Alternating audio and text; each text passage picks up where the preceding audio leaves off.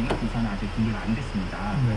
편의점이 1인 가구가 증가한다 해서 이제 창업하러 가면 이제 막 장밋빛 전망을 보여주는데 물론 그 시장은 성장하지만 그것보다 훨씬 더 빨리 매장이 증가하면서 소화도가 더 빨리 늘어나고 있다는 건데요. 최근 3년 동안 가맹점 수가 편의점 빅3만 합쳐보면 한 3만 개에서 3만 8천 개로 한 3년간 30% 정도 급증을 했습니다. 그러다 보니까 면적당 매출은 같은 기간 10% 정도 감소를 했습니다. 외식업 쪽은 어때요?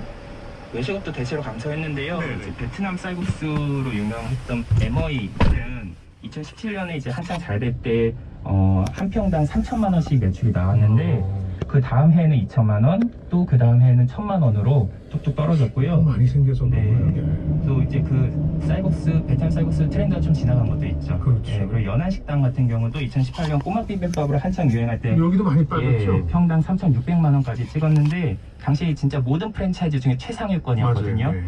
그런데 작년에는 2,500만 원으로 1년 만에 또한 1,000만 원 이상 감소했습니다. 그 평당 매출 1,000만 원 감소라는 얘기는 상당히 충격적인데 네.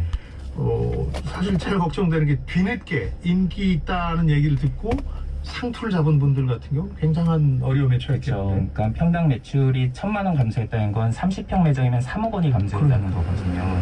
그래서 그 전에 데이터만 믿고 들어가시면 좀 위험하다. 잘 꼼꼼히 분석하셔야겠고요. 예. 또 이제 이런 브랜드들 이제 좀 매출이 급감한 데들 보면은 예. 트렌드를 보고서 갑자기 늘어난 좀 신생 프랜차이즈라는 겁니다. 예. 또 대표적인 예가 2016년에 핫도그 열풍 일으켰던 명랑 핫도그 같은 네. 경우 예.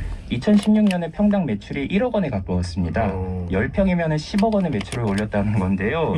예, 그 다음 해에는 2천만 원 정도로 1년 만에 5분의 1 토막이 났습니다. 깜깜하네요. 그야말로. 예, 그러니까 이렇게 갑자기 확 뜨는 브랜드는 또 갑자기 확 질 수 있다는 거고, 그 밖에도 뭐 국수나무, 원할머니 보쌈, 놀부 부대찌개, 가장 맛있는 족발, 하남돼지집 이런 브랜드들도 다 면적당 매출이 소폭 감소했습니다. 올해 성적표는 이 정보공개서를 가지고는 알 수는 없는데 네네. 그래도 코로나 때문에 배달 위주의 점포들이 조금 낫지 않았을까요? 그렇습니다. 이제 그렇게 예상은 해볼 수가 있는데 네. 뭐 아직 이제 데이터는 없죠. 근데 힌트를 찾을 수 있는 게 네.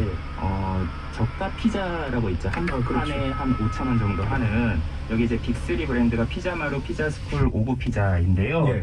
여기가 작년에 면적당 매출이 전년 대비 또 다 감소를 했습니다. 어허. 이때는 이제 코로나가 터지기 전인데도 예.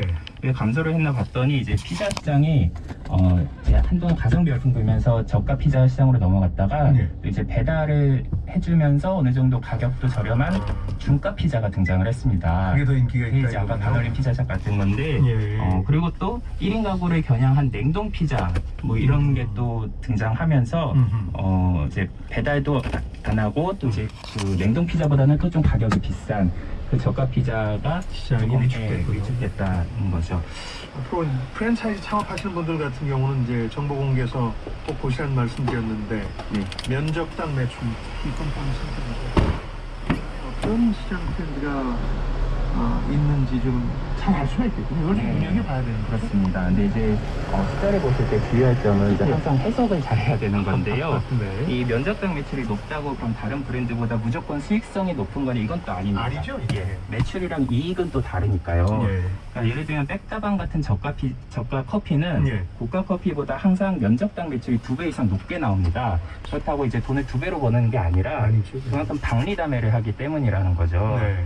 그리고 또 이제 프로모션을 많이 하면은 또 매출이 확 오르는데, 예를 들면 BBQ 같은 경우 작년에 면적당 매출이 2배 가까이 증가했는데 예. 물어보니까 작년 상반기에 6.25에서 계속 이제 반값으로 이제 팔아서 이렇게 밀어내기 영업을 했더라고요. 예. 또 그것도 이제 박리담이었고, 또 가맹점이 갑자기 급감하는 브랜드들도 면적당 매출이 치솟을 수 있는데 이제 카페 베네가 그런 경우인데, 왜냐면 장사 안 되는 가맹점들이 정리가 되면서 해야 되니까. 예, 그러니까 조금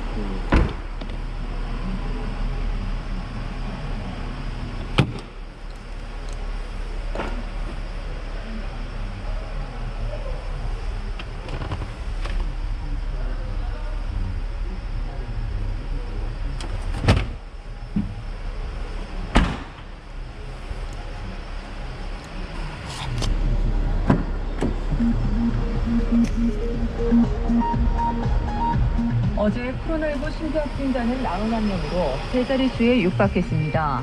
국내 발생 57명, 해외 유입 34명입니다.